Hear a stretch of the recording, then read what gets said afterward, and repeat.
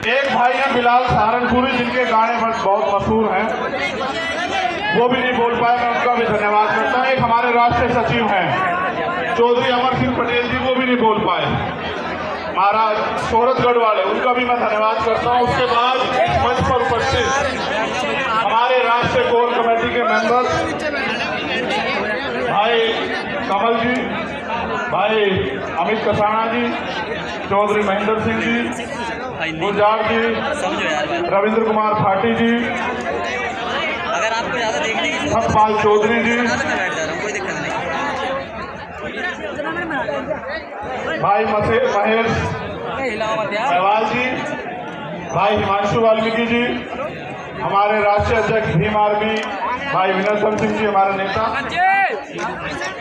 भाई वीरेंद्र कुमार श्री जी, भाई सुनील कुमार चित्तौड़ जी, जो उत्तर प्रदेश के अध्यक्ष भी हैं, और बहुत सारे मुझे यहाँ दिख नहीं रहे, नाम इस तरह तक दिख नहीं रहे हैं। निजाम चौधरी जी,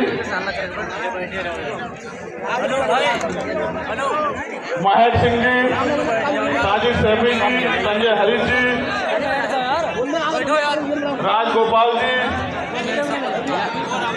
और जो रह गया हो वो भी कीमती है, मेरे दिल के बड़े पास है, उन सबका मैं धन्यवाद देता हूँ और स्पेशल धन्यवाद देता हूँ दिल्ली की पूरी टीम का। बहुत बहुत धन्यवाद दिल्ली की पूरी टीम। उसके बाद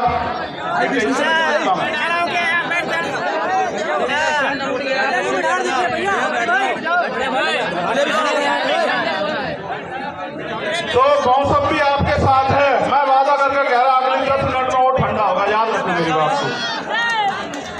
संतों गुरुओं महापुरुषों का इतना आशीर्वाद है कि अभी वो गोली नहीं बनी जो आपके भाई का सीना चीर जा। देखो, मैं आपको कुछ बात बताना चाहता हूँ, भाषण तो मैं आपको बहुत दिनों से दे रहा हूँ, मुझे इस मंच से संदेश देना है। मैं उन सब साथियों का भी धन्यवाद करता हूँ जो विभिन्न पार्टियों के MP, MLA, पूर्व मंत्री, पूर्व मुख्यमंत्री, तमाम हमारे साथी जो आए यहाँ, मैं उन सबका बहुत बहुत धन्यवाद देता हूँ। और मैं पुलिस के साथियों का भी धन्यवाद देता हूँ। मैं उनको ये भी कहता हूँ, एक सूचना उनके लिए ये है कि मुझे खबर दी गई थी कि अभी थोड़ा कुआ में हमारी 4 गाड़ी रोक के आपने बंद कर दी। देखो, बंद का काम तो हमारा है, आपका नहीं है, आप तो कर्मचारी लोग हो,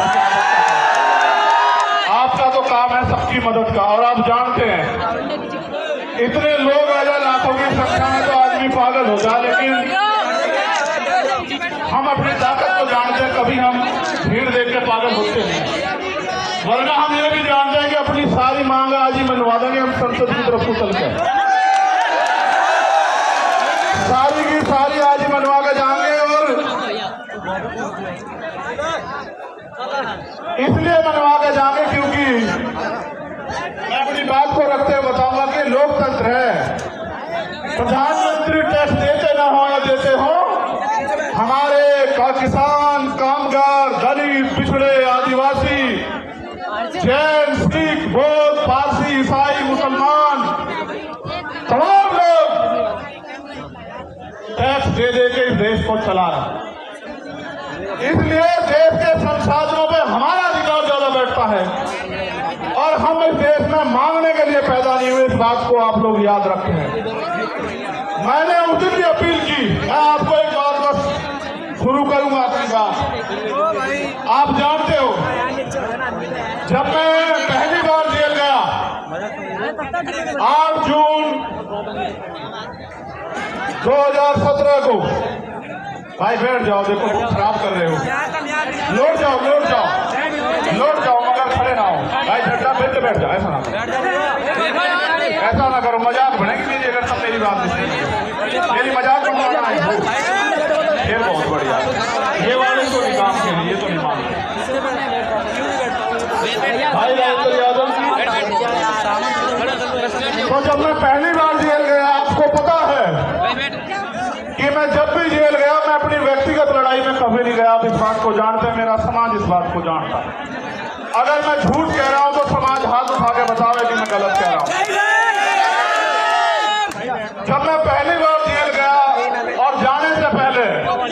पूरी सरकार मेरे पीछे पड़ी हुई थी और ये कहा जा रहा था, डीजीपी का ये बयान आ रहा है लॉ एंड ऑर्डर का, कह रहे सरेंडर नहीं कर देंगे चंद्रशेखर को। वो ये संदेश दे रहे थे कि हम इसका इनकाउंटर करके समाज में संदेश देंगे कि कोई भी अगर सरकार के खिलाफ खड़ा होगा हम उस आवाज को हमेशा के लिए बंद कर देंगे। लेकिन फिर 21 मई 2017 को आप मेरे समाज के सिर माथे सारे लोगों ने आके यही जंतर मंतर इसी पर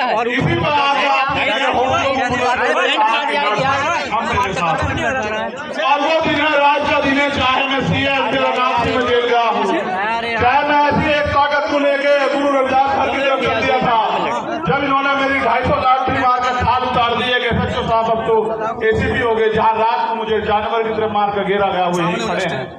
उनके जो साथी जिस थाने में मुझे मारा गया था 2-3 बार, वो भी मुझे सवेरे मिले थे। मैंने उनसे एक दिन पहले भी ये बात कही जब मैं पहलवानों के हाथ में, आदमी भूलता नहीं हूँ भाई, जिसने 1 इंच भी साथ दिया कतरा उसके लिए बात दूंगा, लेकिन जिसने मेरे लोगों को फंसाया, जबकि आप जानते हैं कि मैं संविधान में विश्वास रखता हूं, चलो माफ कर दूंगा उसे भी, गरीबों के मसीहा चंद्रशेखर भैया उसे भी माफ कर दूंगा। लेकिन इस बार आपने देखा कि क्या हुआ, जब वो सीबीआई से नहीं रोक पाए, ईडी से नहीं रोक पाए, इनकम टैक्स से नहीं रोक पाए, जब वो झूठे मुकदमों से नहीं रोक पाए, जेल से नहीं रोक पाए, तो कायरों की तरह आके उन्होंने मेरे ऊपर गोली चला दी। आपकी गोली की तमन्ना सच्ची थी और मेरे लोगों के खून के आंसुओं की संघर्ष की तमन्ना सच्ची थी।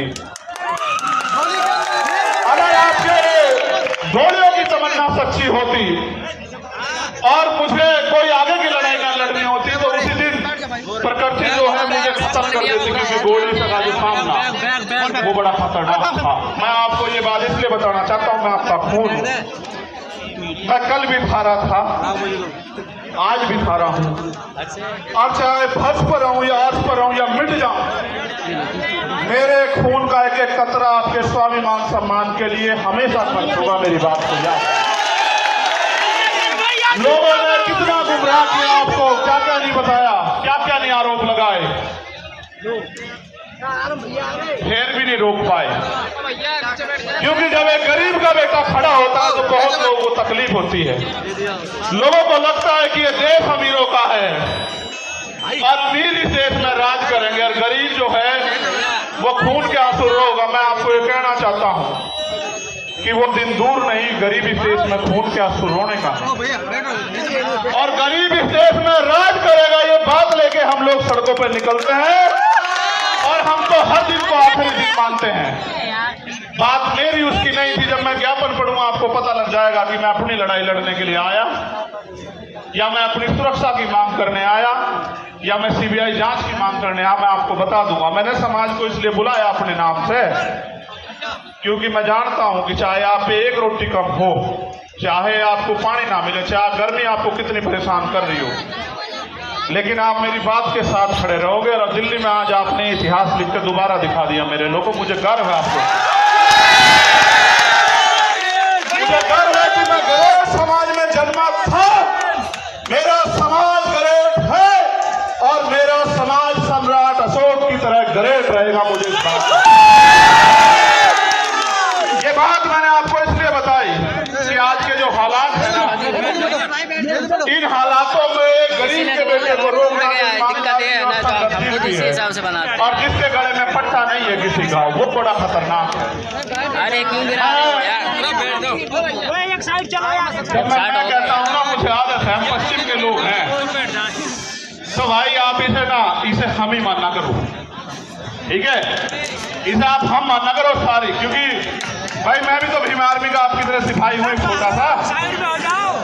सबसे पहले मैं धन्यवाद दूंगा जो पैदल चल का है, दोनों हाथ उठा के उनका बहुत बहुत धन्यवाद। फिर मैं धन्यवाद दूंगा उनका जो साइकिल से आए, फिर मैं धन्यवाद दूंगा उनका जो बारिश में भीगे तमाम तरह की मुसीबतों का सामना करा, उनका हौसला नहीं लेगा, जिन्होंने औरों को भी प्रेरित किया।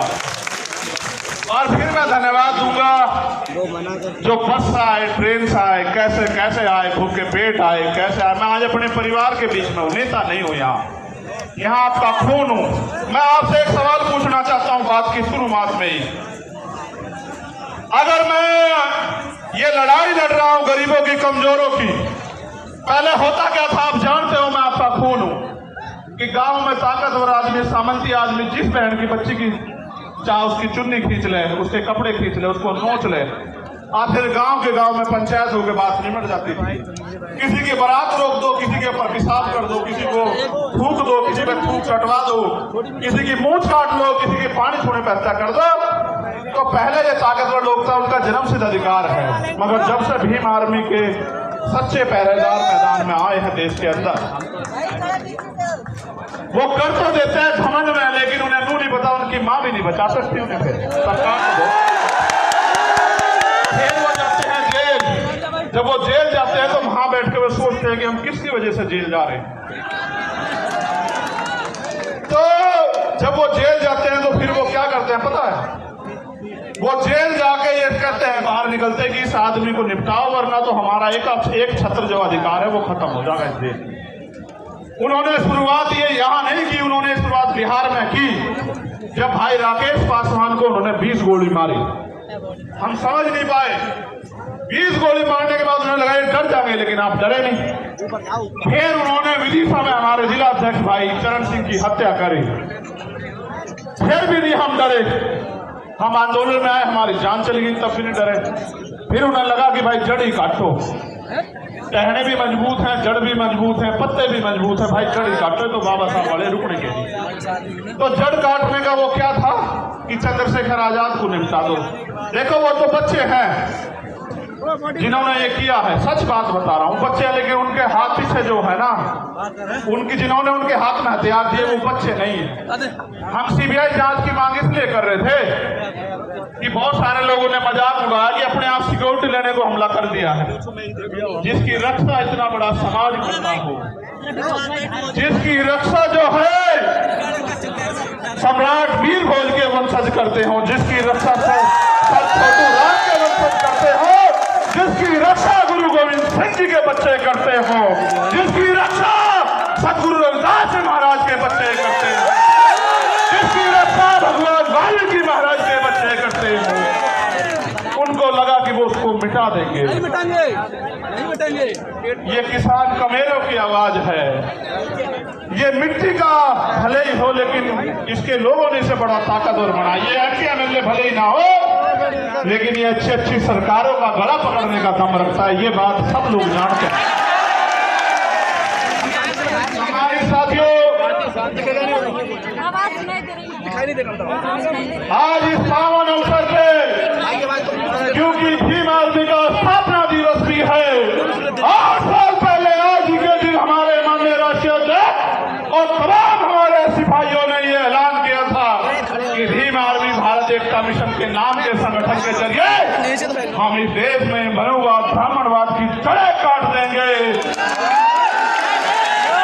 जो कारवा 1970 से चला, आज वो कारवा सैलाब के रूप में दिल्ली की सड़कों पे है। प्राइमरी स्कूल के मास्टर के इस बेटे ने कभी सोचा नहीं था कि अगर ईमानदारी से काम करने वाले को इतना प्यार मिलता है तो फिर लोग ईमानदारी से क्यों नहीं काम करते।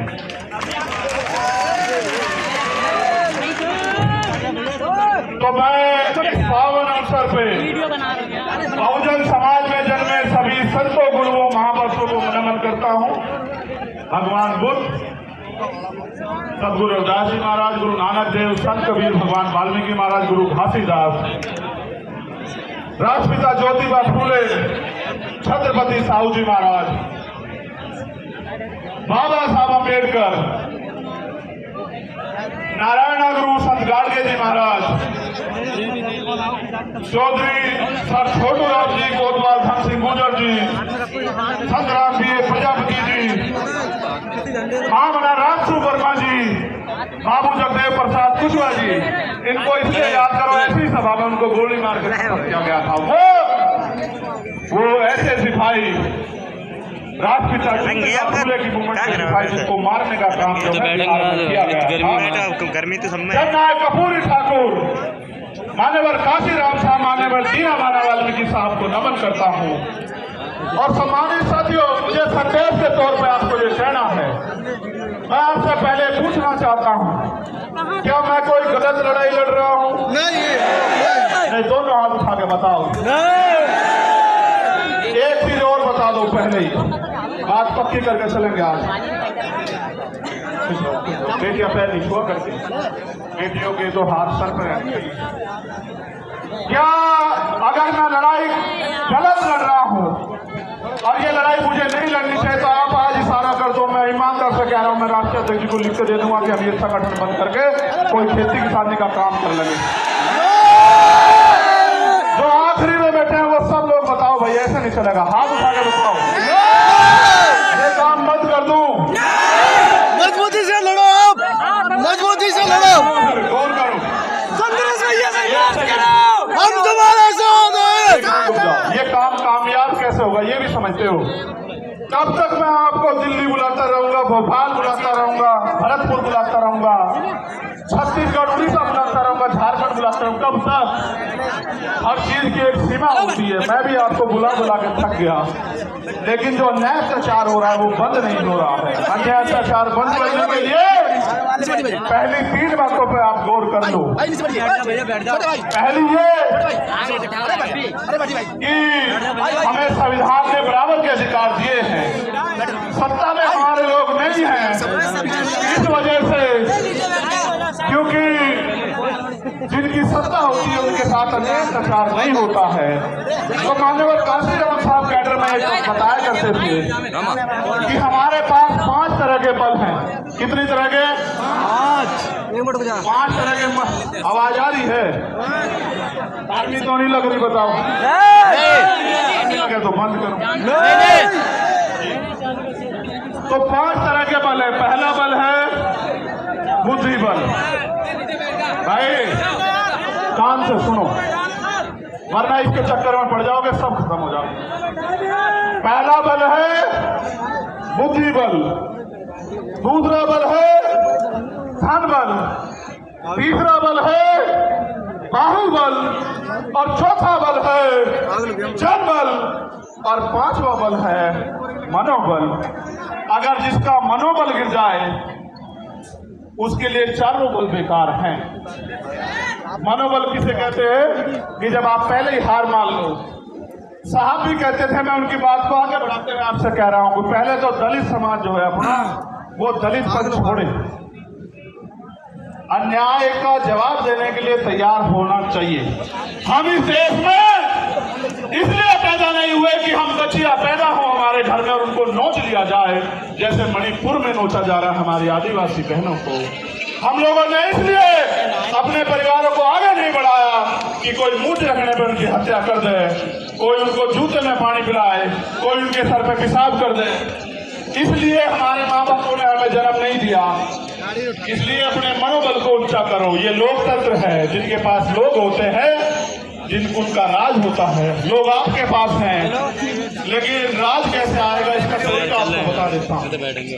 राज ऐसे आएगा, जिन्होंने पहले काम किया हमारे लोगों को, मैं सुनता हूँ कैसे पिछड़े वर्ग के जो लोग हैं वो तैयार नहीं है बहुजन भाईचारे के लिए। ये बात बार बार कही जाती है कि पिछड़े वर्ग के लोग तैयार नहीं। मैं आपको सच बताना चाहता हूँ, सच क्या है? सच ये है, और आप इस बात को मेरी सुनोगे, कि पहले दलित समाज के लोगों को पढ़ा के अपने पैरों पे खड़े करके किताबें लिख के अपनी लड़ाई लड़ने के लिए सबसे पहले जो अगर शुरुआत किसी ने की, गुलाम भारत में अंग्रेजों के गुलाम जब हम थे, तो वो राष्ट्रपिता ज्योतिबा फूले ने की, जो पिछड़े समाज से आते हैं। उन्हीं को बाबा साहब अम्बेडकर ने अपना गुरु माना। बाबा साहब 91 में पैदा हुए और ज्योतिबा फूले 1890 में चले गए। उन्होंने अपना सारा जीवन इस समाज को पैरों पर खड़ा होने के लिए दिल लगाया, क्योंकि बाबा साहब ने भी अपने नारे में कहा, शिक्षित बनो। भाई चारों लोग डिस्टर्ब कर रहे हो, मुंशी भर के बिठा लो, बिठा लो। फिर छत्रपति साहू जी महाराज को याद करो, जिन्होंने बाबा साहब को बाबा साहब बनाने में योगदान किया, उनकी प्रेस के लिए पैसा दिया। वो हमारे पिछड़े समाज के इतने बड़े नेता थे। राजा होते उन्होंने समाज से कहा कि डॉक्टर अम्बेडकर आपके समाज के सच्चे नेता, इनका साथ दो। आप ये बताओ, वो भी पिछड़े समाज के थे। एरियारी रामास्वामी नायकर, वो भी पिछड़े समाज के थे। नारायण गुरु, वो भी पिछड़े समाज के थे। सर छोटू राम, वो भी पिछड़े समाज के थे। बाबू जगदेव प्रसाद कुशवाहा, वो भी पिछड़े समाज के थे। जननायक कपूरी ठाकुर, वो भी पिछड़े समाज के थे। महामना रामस्वरूप वर्मा, वो भी पिछड़े समाज के थे। और जिन्होंने देश की आजादी में योगदान दिया, चाहे शहीद आजम भगत सिंह रहे हों या कोतवाल धन सिंह गुजर रहे हों, शहीद उधम सिंह रहे हों, कप्तान सिंह शर्मा रहे हों, वो भी इसी वंचित पिछड़े समाज के थे। उन्होंने अपना काम कर दिया। अगर आप चाहते हो कि बहुजन एकता बढ़े, अब आपकी जिम्मेदारी है कि आप उनको जाके बहुजन आंदोलन को समझाने का काम करो। जैसे पहले उन्होंने घर घर जाके आपको समझाने का काम किया, ऐसे आप भी जो है अब घर घर जाके उनको समझाने का काम करो। पहले नल्ले यादव भी पिछड़े समाज से थे, ये बात मैंने आपको इसलिए बताई। आप ये सोचते हो कि वो गलत है, नहीं, कुछ गलतियां हुई है, उसकी वजह से दिक्कत आ रही है। वरना पिछड़ा समाज भी ब्राह्मणवाद मनोवाद का सबसे बड़ा जो है विरोधी बैठा है, और ये बात उन्होंने 19 के दशक में करके भी दिखाई है। ठीक है। दूसरा, अगर आपको और आगे बात को बढ़ाना तो अपने पराये में फर्क समझना पड़ेगा। जब सब लोगों ने रास्ते बंद कर दिए और कहा बाबा साहब अम्बेडकर, खिड़कियां तो, दरवाजे तो बहुत दूर, खिड़कियां भी बंद कर देंगे, घुसने नहीं देंगे संविधान सभा में, तब उनको खुलना ढाका से कि खुलना सीट से जिताकर कॉन्स्टिट्यूशन असेंबली में भेजने वाले लोग वो मुस्लिम समाज के थे। उन्होंने भी अपना जो है पहले हक अदा किया। संसद में बाबा साहब, कॉन्स्टिट्यूशन असेंबली में बाबा साहब गए, तब जाके संविधान लिखने का मौका मिला, तब जाके आपको हक अधिकार मिले। आज वो लोग आपकी तरफ देख रहे हैं कि भाई हमने तो समय समय पे अपना काम किया, हमारे लिए कौन लड़ेगा। इसलिए मैं सीए एनपीआर एनआरसी के आंदोलन में मिल गया, और इसलिए मैं आपसे कह रहा हूँ, आपको समझना पड़ेगा कि आपका अपना कौन है और आपका पराया दुश्मन कौन है। अभी मंच पे तमाम पार्टियों के नेता बैठे थे, उनको पार्लियामेंट जाना था, हमारे आरजेडी के नेता बैठे थे। मैं उनसे कहता, अगर वो होते कि भाई मैं आपका बहुत सम्मान करता हूँ, आपकी पार्टी का बड़ा सम्मान करता हूँ, लेकिन आपके राज में हमारे लोगों की खाल उतारी जा रही है, आपके यहाँ आयोग नहीं बना हुआ भाई, आप भी कुछ करके दिखाओ। दूसरों को गाली देने से काम नहीं चलेगा। उनके यहाँ SC आयोग नहीं है, महिला आयोग नहीं है, उनके यहाँ राकेश पासवान की हत्या कर दी जाती है, आरोपी गिरफ्तार नहीं होते। मुझे उनसे भी कहना था, लेकिन समय कमी में चले गए। हमारे कांग्रेस के नेता भी बहुत माली साथी भाई आए थे, मैं उनका भी बड़ा सम्मान करता हूँ। भाई बात बंद कर दूं,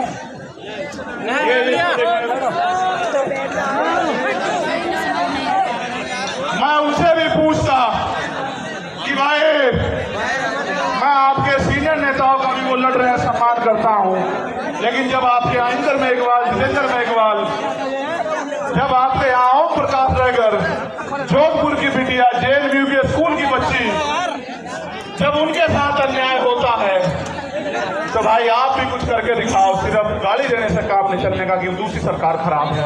आपके राज्य में भी बहुत कुछ भला नहीं हो रहा है। इसलिए मेरा स्पष्ट संदेश है कि जब तक आपकी अपनी ताकत नहीं बढ़ेगी, आपको कोई पूछने वाला नहीं है। मेरी बात को याद रखना, किसी के पीछे खड़े होने के लिए नहीं कह रहा हूं आपको, मैं आपको पूछ बनाने के लिए नहीं कह रहा हूं, मैं आपको मूछ की लड़ाई लड़ने के लिए कह रहा हूं कि अपना हुक्का अपना मरोड़, और मन आया तो पिया नहीं दिया फोड़। ठीक है, अपनी ताकत बनाओ। जब आपका विधायक जीतेगा, जब आपका MP जीतेगा, आपका व्यक्ति सदन में होगा, फिर अगर अन्याय अत्याचार होगा तो फिर हम हिसाब करेंगे। हमारा एक अम्बेडकरवादी सदन को चलने नहीं देगा, चाहे सदन ये वाला हो या विधानसभा के सदन है। तो भाई सारी बात मैंने आपको बता दी। मैंने आपको इसलिए बुलाया कि मेरा जो गिरता हौसला है, जो गिर नहीं सकता, आप जानते हो। लेकिन मैं आपसे पूछ लूं, क्योंकि कहते हैं पुनर्जन्म होता है, मैं तो मानता नहीं, लेकिन सच ये है कि जब वो गोली चली थी, मैं ईमानदारी से कह रहा हूं, मैंने अधिकारी को फोन करके कहा कि गोली तो लगी है, लेकिन लगी कहाँ ये पता नहीं भाई। और पिछला जन्म भी जीवन भी आपके लिए था एक खतरा, और ये जीवन भी आपके लिए, ये ऐलान करने के लिए आपको।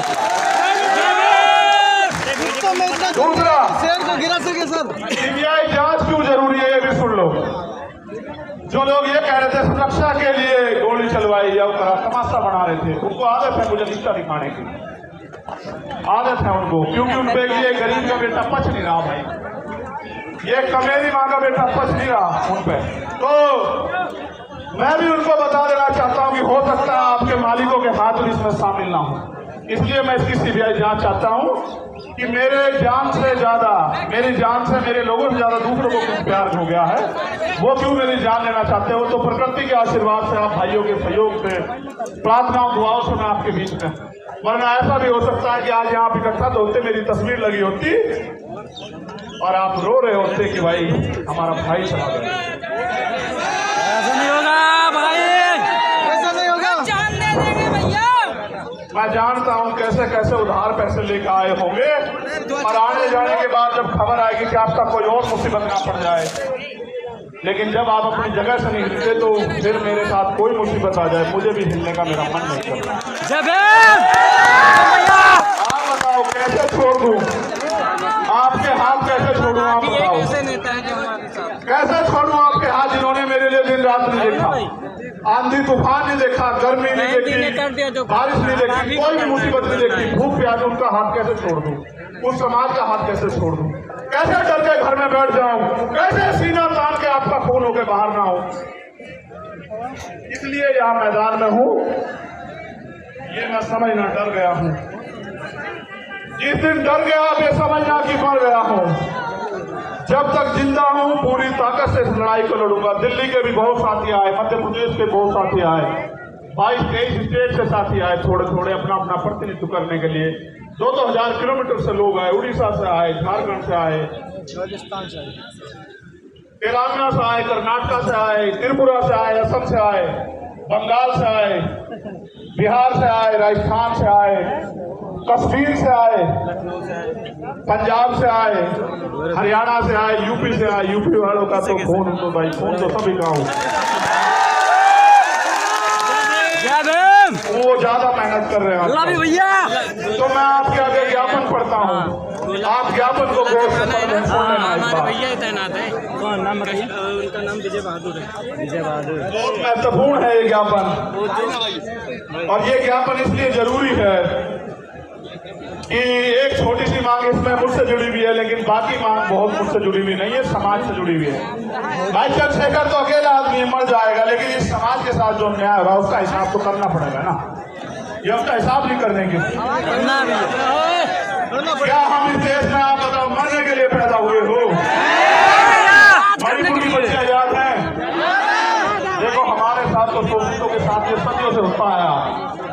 वीडियो भले ही वायरल ना होती हो, लेकिन होता तो आया है। लेकिन अब ये बंद होना चाहिए, नहीं होना चाहिए, आप बताओ? होना चाहिए भैया। तो मैं आपके आगे ज्ञापन पढ़ूंगा। आखिरी मांग जो है वो राष्ट्रीय अध्यक्ष जी करेंगे। जो ज्ञापन है उस पर गौर कर लो, मीडिया के साथी भी ज्ञापन चला देना भाई, भाई कान से सुन लो। चुप हो जाओ।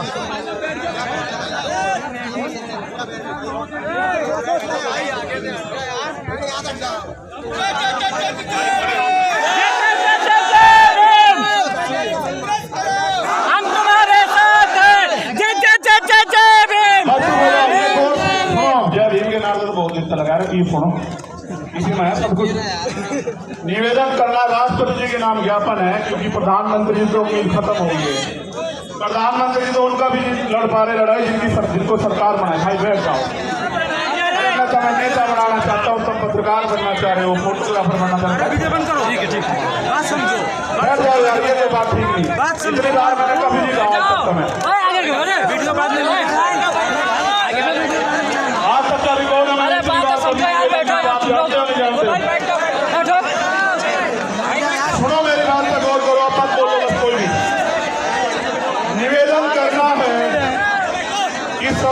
भारत के संविधान में समस्त नागरिकों को समानता, स्वतंत्रता और न्याय हेतु मौलिक अधिकार प्रदान किए गए हैं। साथ ही सदियों से हक वंचित वर्गों, विशेष रूप से उनसे जाति जनजाति के लोगों के अधिकारों की सुरक्षा व इनके विकास के लिए संविधान में विशेष प्रावधान किए गए।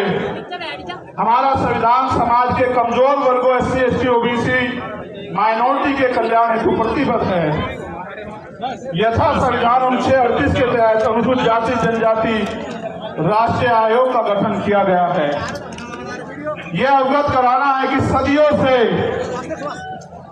SC, ST समुदाय के लोग सामंतवादी और घृणित जातिवादी क्रूर मनुवादी मानसिकता का शिकार बनाए जा रहे हैं।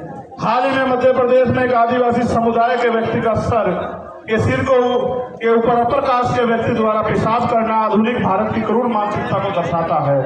इसी प्रकार पिछले कुछ वर्षों में देश के राज्यों में समाज के कमजोर वर्गों के लिए चैलेंज करके सुनिश्चित हत्याएं की जा रही हैं, जिसमें प्रमुख घटनाएं हैं शोधार्थी छात्र रोहित मैमुला की हत्या, वरिष्ठ पत्रकार गौरी लंकेर की हत्या, मनीषा वाल्मीकि की हत्या, जितेंद्र मेघवाल की हत्या, इंद्र मेघवाल की हत्या, रमन वाल्मीकि की हत्या, भाई आकाश गुजर की हत्या जो उत्तर प्रदेश पुलिस द्वारा गोली मारकर की गई। इन घटनाओं से ऐसा प्रतीत होता है कि देश भारत के संविधान से नहीं बल्कि देश का शासन प्रशासन मनोविधान से संचालित हो रहा है। समाज के कमजोर वर्गों के खिलाफ आयोजित सुनियोजित हिंसा, हत्याओं तथा मॉब लिंचिंग की घटनाओं का ग्राफ लगातार बढ़ता जा रहा है। NCRB की रिपोर्ट इसका सरकारी सबूत है।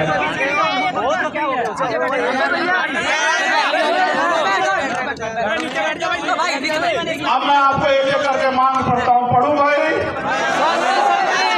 पढ़ो भैया। आप समर्थन भी करना होना चाहिए, नहीं होना चाहिए, ठीक है?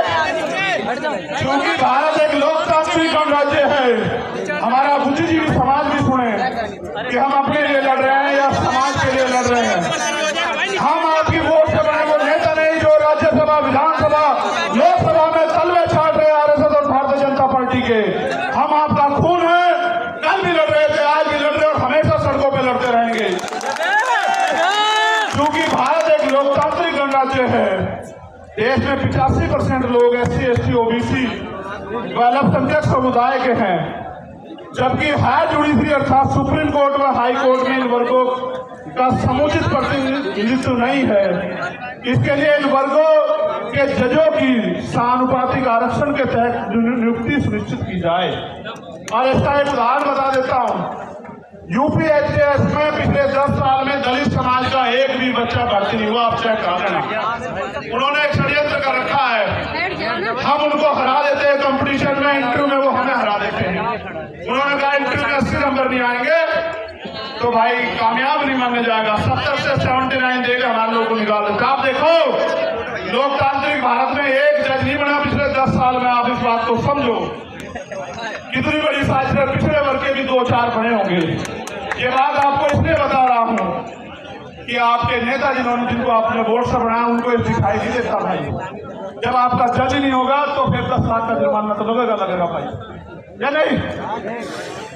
फिर संविधान के अनुच्छेद दूसरी मांग है, ये होनी चाहिए नहीं होनी चाहिए? पहले वाली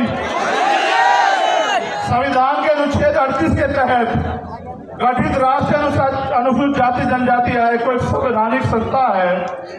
इस आयोग को प्रत्येक राज्य में गठन हो, जिसके अध्यक्ष सेवानिवृत्त हाईकोर्ट के जज हों।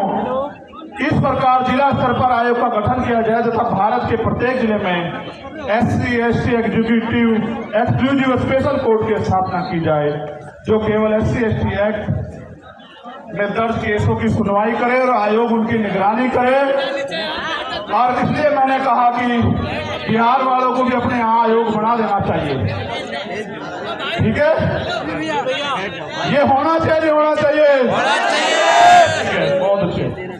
SC, ST एट्रोसिटी एक्ट 1989 के उपबंध 4 के तहत जिला स्तर पर जिलाधिकारी की संस्तुति में जांच प्रक्रिया की निगरानी हेतु वरिष्ठ अधिवक्ताओं की कमेटी का गठन किया जाए तथा SC, ST समुदाय के जघन्य अपराधों जिसमें कम से कम 7 वर्ष की सजा हो, पीड़ित परिवार जो भी 8,25,000 रुपए मिलती है 50 लाख रुपए की जाए पीड़ित परिवार के सदस्य को सरकारी नौकरी दी जाए। बताओ सहमत हो या नहीं सहमत हो? भाई मंच के लोग हाथ नहीं उठा रहे हो, सब एक तरफ हो गए। चलो आगे बढ़ो। SC ST वर्ग के अधिकारी कर्मचारियों का उच्च पदों पर SC ST OBC वर्ग के अधिकारियों कर्मचारियों का उच्च पदों पर समुचित प्रतिनिधित्व हेतु प्रमोशन में रिजर्वेशन का प्रावधान किया जाए तथा इन वर्गों का बैकलॉग कोटा पूर्ण करने के लिए विशेष भर्ती अभियान चला जाए। हमारे बहुत सारे अधिकारी कर्मचारी आए हैं, आप भले धीमे धीमे हमारे साथ खड़े हो रहे हो, हम आपके साथ खड़े हैं। प्रमोशन में रिजर्वेशन SC ST OBC को लागू करवा के देंगे, इस देश में याद रखियो। सन 1931 के बाद देश में आज तक जाति आधारित जनगणना नहीं की गई, अतः जाति आधारित जनगणना की हम पुरजोर मांग करते हैं तथा जिसकी संख्या भारी उसकी हिस्सेदारी के तहत देश में वास्तविक लोकतंत्र कायम हो सके एवं जनसंख्या के अनुपात में आरक्षण बढ़ाया जाए। आप चाहते हो जातिगत जनगणना हो? ठीक है। यह है कि सरकारी उपक्रमों तथा संस्थानों का निजीकरण संविधान की लोक कल्याणकारी राज्य की अवधारणा के खिलाफ है, क्योंकि यह सरकारी नौकरी में आरक्षण को समाप्त करने की साजिश है। अतः निजीकरण पे तत्काल प्रभाव से रोक लगाई जाए। आप इस पे सहमत हो? जब हमारी सरकार आओगी सारा जिनका निजीकरण हुआ उनका राष्ट्रीयकरण कर देंगे, आप चिंता मत करो। केंद्र और राज्य सरकार के सभी कर्मचारियों के लिए पुरानी पेंशन लागू की जाए। यह है कि सेना में अग्निवीर स्कीम को खत्म कर पुरानी भर्ती व्यवस्था लागू हो। आपने देश की सुरक्षा के साथ खिलवाड़ किया और नौजवानों के भविष्य के साथ लोग अग्निवीर से वापस लौट रहे हैं, इसको भी हम ही करा कर देंगे और किसी में हिम्मत नहीं। ठीक है। भारत एक कृषि प्रधान देश है, किसान देश की रीढ़ है, अतः किसानों की MSP की समय कानूनी लीगल गारंटी सुनिश्चित की जाए। और अभी जो किसान आंदोलन हुआ था उसमें जो झूठे मुकदमे लगाए गए थे वो मुकदमे वापस हो, और जो किसान सम्मान निधि 6,000 रुपए आप दे रहे हो उसको बढ़ाकर 24,000 रुपए किया जाए। यह है कि संविदा नौकरी में आउटसोर्सिंग भर्ती को तत्काल खत्म किया जाए तथा संविदा में कार्य कर रहे कर्मचारियों को भी नियमित कर्मचारियों को समान वेतन और अन्य सुविधाएं दी जाए। जो सफाई कर्मचारी ने संविदा पिछले 5 वर्षों से अधिक समय से ठेके संविदा पर रखे गए हैं उनको संवैधानिक आरक्षण का अनुपालन करते हुए नियमित किया जाए। आप इससे सहमत हो? भाई पहले तो ठेकेदारी होनी नहीं चाहिए, मगर जो ठेकेदारी पे है अगर सरकारी कर्मचारी को 50,000 रुपए मिल रहे तो उसको भी 50,000 रुपए मिले। इस बात पे सहमत हो? चलो ठीक है। और सफाई कर्मचारी दिल्ली के तैयार हैं आपकी मांग हम अगले 1 महीने में पूरी करवाने के लिए यहाँ की सरकार से भी निपटेंगे, आप चिंता न करिए। यूनिफॉर्म सिविल कोड लागू करने से पूर्व सामाजिक और आर्थिक गैर बराबरी समाप्त की जाए तथा शैक्षिक और लैंगिक स्थापना समानता स्थापित की जाए। उसके बाद UCC पे आपसे बात करेंगे। अगर आप अल्पसंख्यकों के विरोध में कोई भी कानून लाओगे हम उसका ड्राफ्ट पढ़ेंगे, आपकी ईंट से ईंट बजा देंगे। सरकार के लोगों इस बात को याद रखना। और भाई आखिरी मांग ये है, मैंने दादा राष्ट्रीय अध्यक्ष जी पढ़ देंगे, मैं मांग बता देता हूं कि इस घटना की CBI जांच हो और सुरक्षा तो भाई समाज ही करेगा, थारे मांगने दे देने वाले तो हैं नहीं। लेकिन बड़ी बात यह है, ये समझना पड़ेगा कि देश के जब सरकार के नेताओं को सुरक्षा मिल सकती है तो हमारे नेताओं को भी सुरक्षा मिलनी चाहिए। सरकार आती जाती रहती है, हम भी टैक्स देते हैं, आप भी टैक्स देते हो, हमारी संख्या ज्यादा, हमारा टैक्स ज्यादा है, सुरक्षा आपको क्यों? आपकी तो सरकार है, आप पे कौन गोली चला रहा है? गोली तो हम दलित पिछड़े अल्पसंख्यकों की छाती से निकल के जा रही है। इसलिए सुरक्षा की जाए। मुख्यमंत्री जी उत्तर प्रदेश को मैं कहना चाहता हूं, अगर वो संत है और अगर वो न्याय की बात करते हैं, कानून के राज की बात करते हैं तो वो वहां से पैरवी करें और केंद्र सरकार अगर सच्ची है, उनका हाथ नहीं है स्टेट गवर्नमेंट का और केंद्र गवर्नमेंट का, तो वो रिक्वायरमेंट को जो है जो यूपी गवर्नमेंट भेजे उसको फाइनलाइज करके ऑर्डर करे सीबीआई जांच के। हम बताएंगे कि इसमें सांप चूहे शामिल हैं या बड़े बड़े अजगर जो हैं शामिल हैं। आपको पता है अरे भैया खा जा रहे पहलवानों के मामले में न्याय कैसे हुआ, आपने देखा, आपको याद है पहलवानों का समर्थन भी हमारे साथ है। और यहाँ मणिपुर की कुछ बेटियां भी बैठी है, वो मिलना चाहती है, मैं उनको भी सुनूंगा। और हमारी बहन प्रतिभा जी वो भी यहाँ आई हुई हैं, जो पूर्व विधायक है नवलगढ़ से, उनका भी धन्यवाद। बहुत सारे साथी जिनके नाम छूट गए, यहाँ ओम प्रकाश रहकर हमारे छोटे भाई की सिस्टर,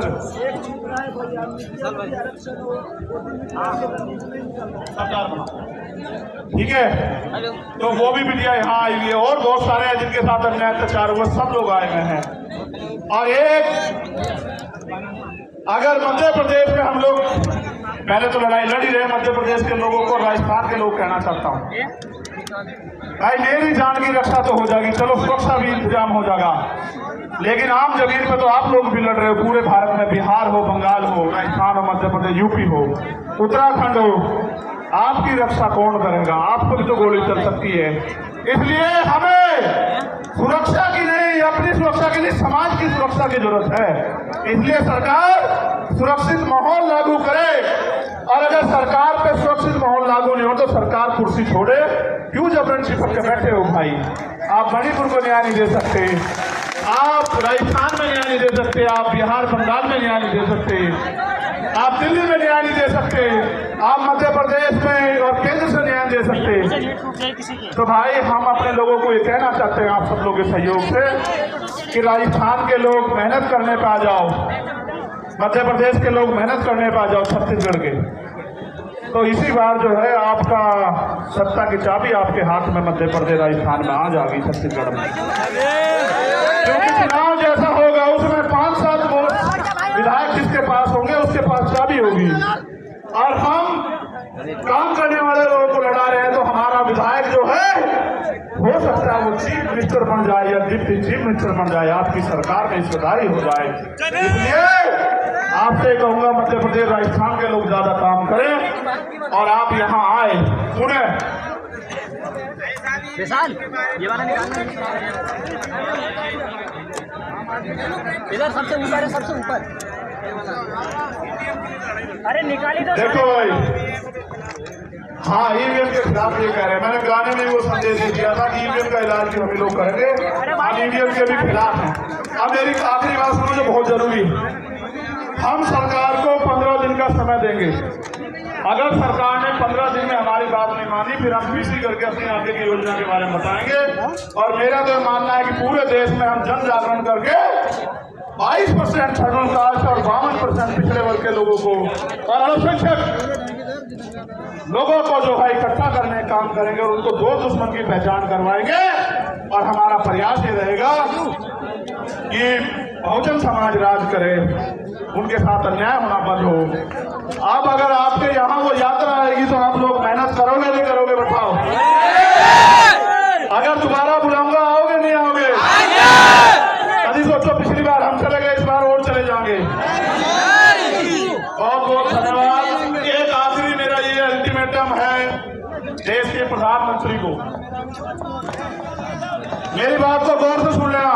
मीडिया के जरिए प्रधानमंत्री से चले जाए, इंटेलिजेंस के जरिए अगर मणिपुर का न्याय नहीं रुका और मणिपुर के मुख्यमंत्री को नहीं हटाया गया और वहां कानून का राज स्थापित नहीं किया गया तो बहुत जल्द मैं जंतर मंतर पे अनिश्चितकालीन मणिपुर के लिए बैठूंगा। क्योंकि मैं सब कुछ बर्दाश्त कर सकता हूं, लेकिन बाबा साहब अम्बेडकर ने कहा कि किसी भी देश की तरक्की का पैमाना देश की महिलाएं हैं और हम प्रथम रंग के भारतीय हैं। अगर मणिपुर की बेटियों के साथ अन्याय होगा तो हम मुंह छिपा के घर में नहीं बैठेंगे इसी जंतर मंतर पे। मैं चाहता आपको रामलीला मैदान भी बुला लेता, पता है इसलिए बुलाया कि जंतर मंतर का इतिहास है। आपने किस बड़ी को मुझे ताकत दी और ये वो धरती है जहां पहलवान बेटियों पे लाठियां चलाई गई। उस दिन मैं नहीं था कि एक जख्म का हिसाब करने के लिए मैंने आप लोगों को यहाँ बुलाया। बहुत बहुत धन्यवाद। जय भीम।